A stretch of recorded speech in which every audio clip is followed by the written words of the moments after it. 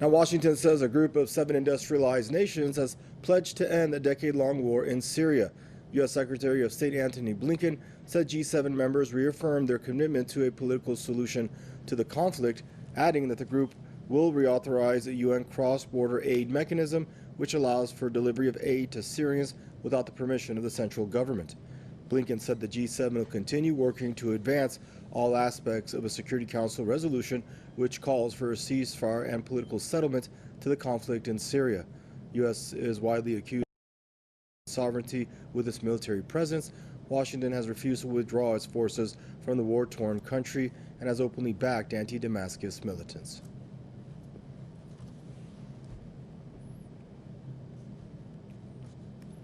And now joining us for the program is Tony Gosling, investigative journalist, joining us from Bristol, and Edward Corrigan, international lawyer and commentator, joining us out of Ontario. Gentlemen, I'd like to welcome you both to the program. I guess we'll start there with you, Tony. Hope you're safe and doing well out there. Your thoughts on these mixed messages? You hear, voices out of Washington, especially Secretary of State Antony Blinken, saying we want to put an end to this thing, but then actions on the ground and the fact that there's still a president in the country and choking it off with the Caesar Act is not really doing anything for the future of Syria, is it? Well, I think the big, actually, the hypocrisy of this is that the G7 haven't really announced that the G7 are pledging to end the Syrian war. What's happened is the Russians have ended the Syria war by backing the elected government of President Assad in what was, a proxy war, which NATO were paying for all these mercenaries to destroy the country, very much like they successfully did over in Libya. And this is really the hypocrisy that you see at these sorts of G7 meetings, is they are having to face this reality, but they're trying to pretend that it's something that they wanted. It's the last thing in the world they wanted. To Damascus, which was the road they wanted the mercenaries to walk and to fire their way along. They wanted to take Damascus. They failed to do that. And this is them having to finally admit, but trying to dress it up with some PR spin to make out that it's a good thing. The Russians have done this. And the reason for that is because if the NATO and the Western countries had succeeded in Syria in undermining and overturning the government through their proxy armies and their mercenaries, the Islamists that they've been funding ever since Operation Cyclone in Afghanistan in the 1980s, which the CIA all funded, then the Russians would have lost their base in Syria in the Mediterranean, been forced back into the Black Sea by the Western powers, and the Russians realised that could be decisive in any future conflict. So that's what's really happened here. And also we have to ask, what is the G7? Well, the countries that make it up, of course, it was the G8 until Russia was thrown out, really, for just having its own opinion, having the cheek to do that. It's the United States, the United Kingdom, Canada, France, Germany, Italy, and Japan. Those are the 7 countries. And really what you're looking at here is a kind of invite-only world government, a little bit like the World Economic Forum, self-appointed powerful people, very close to the international financial architecture, international settlements in Switzerland and the International Monetary Fund. And if countries want favours from these big financial institutions set up by the Bretton Woods Agreement at the end of the Second World War, they have to kowtow to the wishes of the G7 leadership. So I think that's really what we're seeing here is a public relations, an attempt to salvage a disaster, which is their complete failure in Syria and blocking of taking over that country by the Russians, and try and turn it into a bit of something positive for their PR. But of course, they're not forgetting the Russians. We've had the statement against China and Russia from the G7, both saying both are, terrible countries. We are preparing to struggle with various different ways, and I think that is a sign, really, that the world is starting to divide down these. It's always been pretty divided, but we're seeing more and more independent nations forced into these massive power blocks, which is very dangerous for the future. And the G7 is a competitor to the United Nations in many ways. The UN is much more egalitarian. It's not perfect, but the G7 is simply a rich man's club, an invite-only attempt at world government. Thank you there, Tony and Edward. I'd like to welcome you to the program. Your initial thoughts on this? Well, I pretty much agree with the other commentator.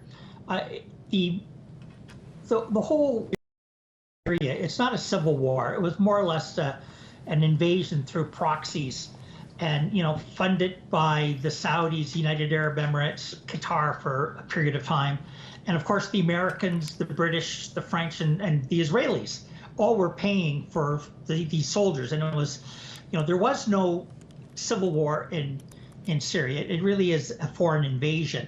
But the Western powers who tried to effect regime change in Syria, like they did in Libya, like they did in Iraq, like they did in Afghanistan, failed because the Russians did put their foot down and were going to support their base at Tartarus on the Mediterranean. It's very dangerous. The West was saying, "Oh, we're fighting Islamic extremists," except the Islamic extremists were in fact funded, trained, and supported by the West. The Americans did more bombing of Syrian troops than they ever did of Daesh. And when the Daesh was stealing, convoys full of oil from Syria and sending them into Turkey, the Americans were ordered, the pilots were ordered not to attack that. It wasn't until the Russians started attacking the convoys that was shut down. But we look at not what the Americans and their allies were saying, but what they were doing. They were, funding and training these Islamic extremists, and yet they're trying to prevent the Islamic extremists from taking over. But it was all an attempt to destroy the Syrian national government that was inclusive and was quite stable, actually. And Edward, I'm glad you alluded to that, because the G7, they're saying that we are committed to a political resolution of the conflict in Syria, and we're committed to ending the Syrian conflict. And so my question back to you, with everything you just said, how does that make sense? There's no respect for the government in Damascus. All the G7, along with a few of their allies, are still trying to topple the government there in Damascus. So where's the political resolution that they're seeking? Well, it's a face-saving measure, and it's also still trying to affect regime change. They talk about Syria being, a dictatorship, but the fact is that there's an election went on. Assad won over 70% of the vote, and there is, not a perfect democracy, but a democracy in Syria that certainly is a lot better than the one in Israel or Saudi Arabia, the United Arab Emirates, which are, of course, supported by the same, gang of seven, if you want to call them that. But they're still hoping, they're saying that we can send aid into areas that are outside of the control of the central government. And, probably close to 90% of Syria is under control of the Damascus government, which is internationally recognized as a legitimate government, except by people who don't like it. And they're still trying to maybe break up Syria, which I think was the original plan, and of course destroy the country. They have destroyed much of the country, but the opposition to the Damascus regime has been crushed. They have lost the war, but there's still American troops illegally in Syria. They're still looting oil. They're still stealing grain and wheat and other products. And they're supporting, the Islamic terrorists in Syria. And of course, they killed General Soleimani, who is the most effective fighter against the Islamic terrorists. And again, if you look at what they were doing, it was the CIA that was supporting the Islamic terrorists. The Pentagon were Kurdish faction, and I have some sympathy for the Kurds. There's a problem there that's crying for a solution, but continue this war, continuing illegally occupying the country and trying to destabilize and destroy Syria is not an option. But it also is a recognition that they have failed to overthrow the government and effect regime change. Okay. But they're still clinging on to the the attempt to maybe partition the state and still cause trouble, and to try to extort conditions and other concessions from Syria, which is not going to happen, in my opinion. Thank you, Edward. And Tony, your final thoughts on this? Well, if you ingratiate yourself as a nation to the big power brokers in the US, then you might get an invite to a G7 meeting. We see this time Australia, India, and South Africa. I mean, India, for goodness' sake, of course they should be at this kind of meeting, but it's supposed to be a big favour to India to allow them to attend to Modi and the South Africans. So that's basically the way they operate. What we need, of course, is a much stronger UN.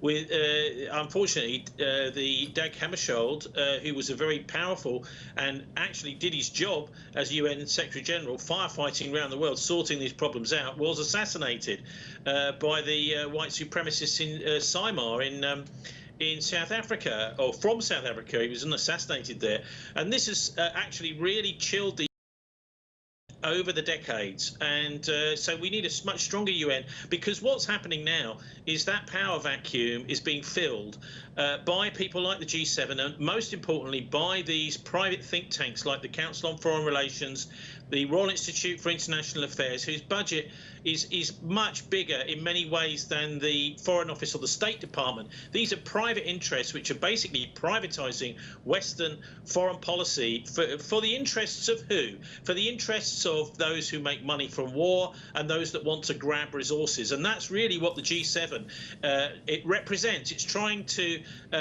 polish the image of this selfish beast, which is really trying to dominate the world for a private profit.